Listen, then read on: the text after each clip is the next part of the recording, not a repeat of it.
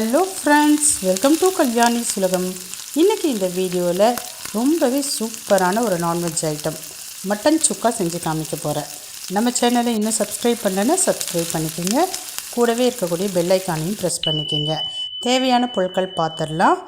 Mutton ஒரு 1/4 kilo எடுத்திருக்கேன்.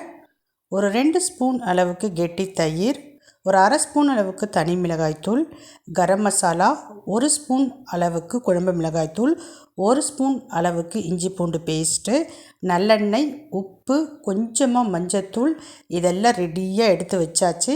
இப்போ நம்ம மிக்ஸ் பண்ண போகிறோம். இப்போ இந்த பவுலில் ஃபஸ்ட்டு க்ளீன் பண்ண மட்டன் பீசஸை சேர்த்துக்கலாம். மட்டன் பீசஸ் ரொம்ப பெருசாக இருக்கக்கூடாது. இப்போ நான் வீடியோவில் காமிச்சிருக்கேன் பாருங்கள், அந்த சைஸ்க்கு கட் பண்ணி கழுவி எடுத்துக்கோங்க. இது கூட ஃபஸ்ட்டு தனி மிளகாய்த்தூள் சேர்க்குறேன். கூடவே ஒரு அரை ஸ்பூன் அளவுக்கு கரம் மசாலா சேர்க்குறேன். 1 ஸ்பூன் அளவுக்கு வீட்டில் அரைச்ச குழம்பு மிளகாய்த்தூள் சேர்த்துக்கலாம்.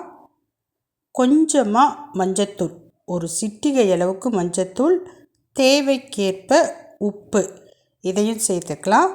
1 ஸ்பூன் அளவுக்கு இஞ்சி பூண்டு பேஸ்ட்டு. இஞ்சி பூண்டு பேஸ்ட்டை ரொம்ப வழுவழுன்னு அரைக்கக்கூடாது, கொஞ்சம் ஒன்றும் பாதியமாக அரைச்சிட்டு சேர்த்துக்குங்க.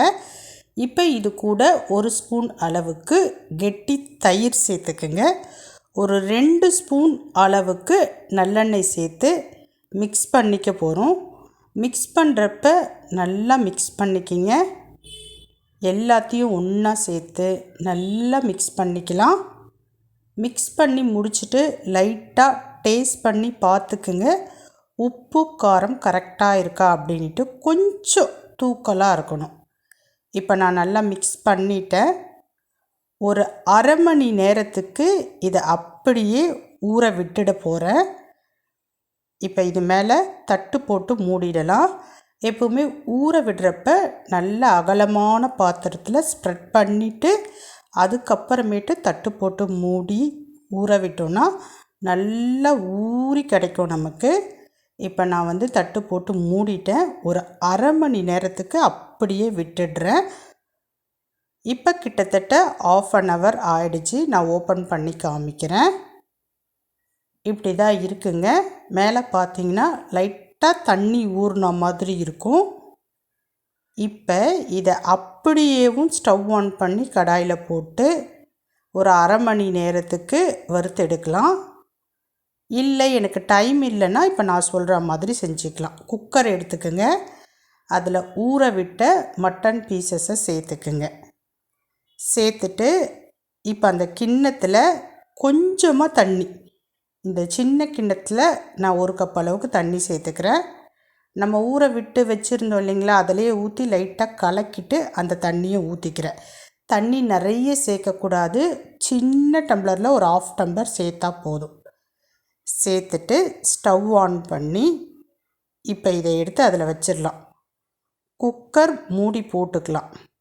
மூடி போட்டுட்டு பாருங்கள், இந்த மாதிரி தண்ணி குறைச்சலான அளவு தான் இருக்கணும். நிறைய தண்ணி சேர்க்காதீங்க. குக்கர் மூடி போட்டுட்டேன். போட்டதுக்கு அப்புறமேட்டு ஆவி வந்ததுக்கப்புறம் விசில் சேர்த்துருங்க. ஒரு 4 விசில் விட்டு எடுத்துக்கோங்க. 4 விசில் வந்தாச்சு. நான் கீழே இறக்கி வச்சிட்டேன். அதே மாதிரி மீடியம் ஃப்ளேமில் வச்சு தான் விசில் விடணும். இப்போ கொஞ்சம் நேரம் ஆயிடுச்சு. ஆவியெல்லாம் அடங்கிடுச்சு. நான் ஓப்பன் பண்ணி காமிக்கிறேன். பாருங்கள், இப்படி தான் இருக்குது. இப்போ மறுபடியும் ஸ்டவ்வில் நல்ல கனமான கடாய் வச்சுக்கிறேன் நான். இப்போ இதில் நல்லெண்ணெய் சேர்த்துக்கிறேன்.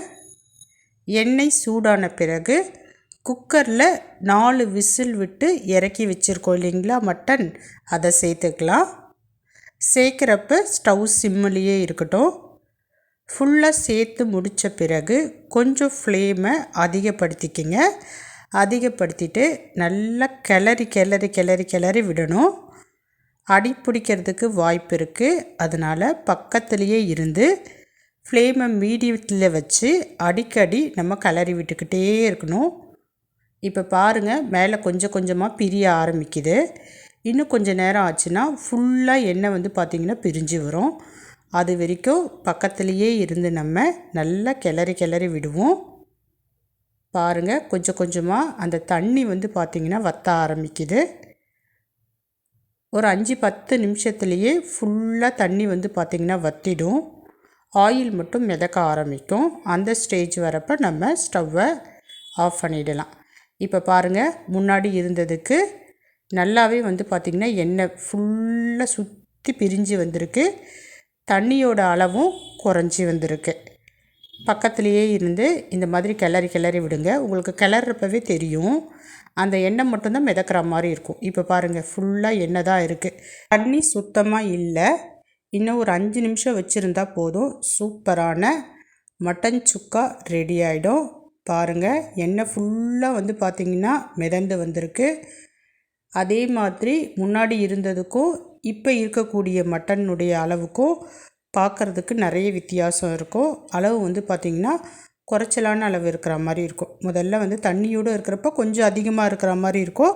தண்ணி ஃபுல்லாக வற்றிடுச்சுன்னா பீஸ் வந்து பார்த்திங்கன்னா கம்மியாக இருக்க மாதிரி இருக்கும். இப்போ சுத்தமாக பார்த்திங்கன்னா தண்ணி ஃபுல்லாக வடிஞ்சிருச்சு. 100% ரெடி ஆகிடுச்சு. நான் ஸ்டவ் ஆஃப் பண்ணிவிட்டேன், வேறு ஒரு தட்டுக்கு மாற்றிட்டேன். சூப்பராக இருக்கும், ட்ரை பண்ணி பாருங்கள்.